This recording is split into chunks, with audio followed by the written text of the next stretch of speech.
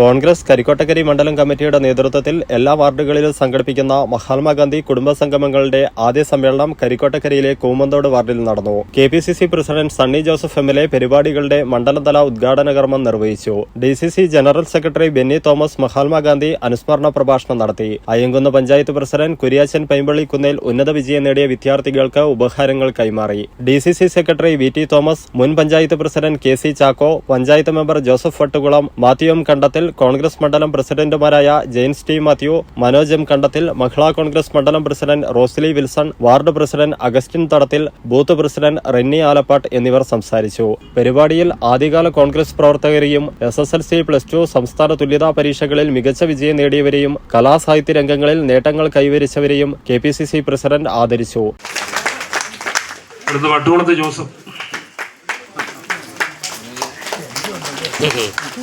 പിന്നെ Augustine Jose sir,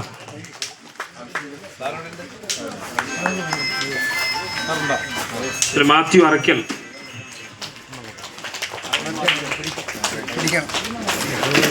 VM Thomas Vazhappalakkal. KPCC പ്രസിഡന്റായതിനു ശേഷം ആദ്യമായി കരിക്കോട്ടക്കരിയിൽ എത്തിച്ചേർന്ന സണ്ണി ജോസഫിന് മണ്ഡലം കമ്മിറ്റി ആവേശകരമായ സ്വീകരണം നൽകി. ചെറിയൊരു മഴക്കാർ, ഇതുവരെയും മഴയുണ്ടായിരുന്നില്ല, എന്നാൽ ചെറിയൊരു മഴക്കാർ കാണുന്നുണ്ട്. എന്നാലും ഈ യോഗം നല്ല നിലയിൽ ആരംഭിച്ച് 7 മണി വരെ എനിക്ക് സമയം തന്നിരുന്നു.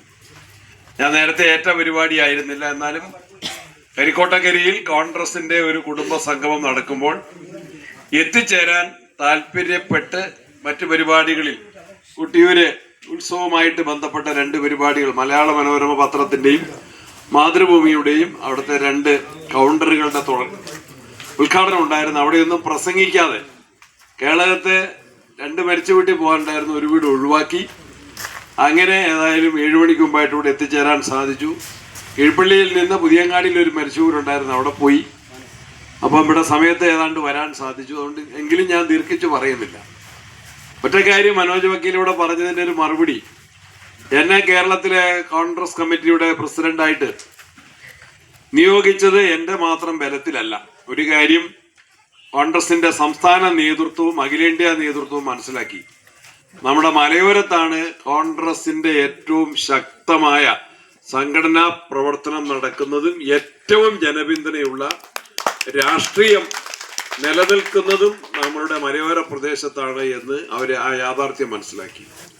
അതിന് ഞാൻ ഇന്നിവിടെ ഈ വേദിയിലിരിക്കുന്ന മാത്യു സാറ് ഉൾപ്പെടെ ഇന്നലകളിൽ നമ്മൾക്കിവിടെ നേതൃത്വം നൽകിയ മുഴുവൻ നേതാക്കന്മാരെയും സജീവമായിട്ട് നിസ്വാർത്ഥമായിട്ട് പ്രവർത്തിച്ച കഴിഞ്ഞകാല പ്രവർത്തകരെയും ഇപ്പോൾ പ്രവർത്തിച്ചുകൊണ്ടിരിക്കുന്ന കുഞ്ഞുഞ്ഞിനെ പോലുള്ള, ചാക്കോ സാറിനെ പോലുള്ള മുതിർന്ന ആളുകളെയും ഞാൻ പ്രത്യേകമായിട്ട് നന്ദിയോടെ ഓർമ്മിക്കുകയാണ്. നമ്മുടെ കുടിയേറ്റത്തിന്റെ മണ്ണിൽ മലയോര കർഷക കാരണവന്മാർ വന്നപ്പോൾ അവര് കൂടെ കൊണ്ടുവന്നത് ഒന്ന് അവരുടെ കറകളഞ്ഞ ദൈവവിശ്വാസമാണ്, ഈശ്വര വിശ്വാസമാണ്. മക്കൾക്ക് വിദ്യാഭ്യാസം നൽകാൻ അവര് പള്ളികൾക്കൊപ്പം, ആരാധനാലയങ്ങൾക്കൊപ്പം, ക്ഷേത്രങ്ങൾക്കൊപ്പം അവര് പള്ളിക്കൂടങ്ങൾ സ്ഥാപിച്ചു. മണ്ണിൽ പണിയെടുത്ത് അവര് പട്ടിണി മാറ്റാൻ അവര് കഠിന പരിശ്രമം നടത്തി. അതോടൊപ്പം തന്നെ അവരുടെ രാജ്യസ്നേഹം, രാഷ്ട്രീയ പ്രബുദ്ധത അവര് നിലനിർത്തി. അതിനെ പുലർത്തിക്കൊണ്ട് അവര് മുന്നോട്ട് പോയി. അവരാരും രാഷ്ട്രീയ രംഗത്ത് ഏതെങ്കിലും സ്ഥാനമാനങ്ങൾ ആഗ്രഹിച്ചു വന്നവരല്ല. ഇന്നലെ നമുക്കറിയാം, KPCCയുടെ പ്രസിഡന്റായിട്ട് പ്രവർത്തിച്ച ബഹുമാനായ ശ്രീ തെന്നല സാറിന്റെ അടക്കിനു വേണ്ടി ഞാനും സുധാകരനും മുല്ലപ്പള്ളി രാമചന്ദ്രനും ഒന്നിച്ചാണ് തിരുവനന്തപുരത്ത് റെയിൽവേ സ്റ്റേഷനിൽ ഒരേ ട്രെയിനിൽ യാത്ര ചെയ്ത് അവിടെ ഇറങ്ങിയത്.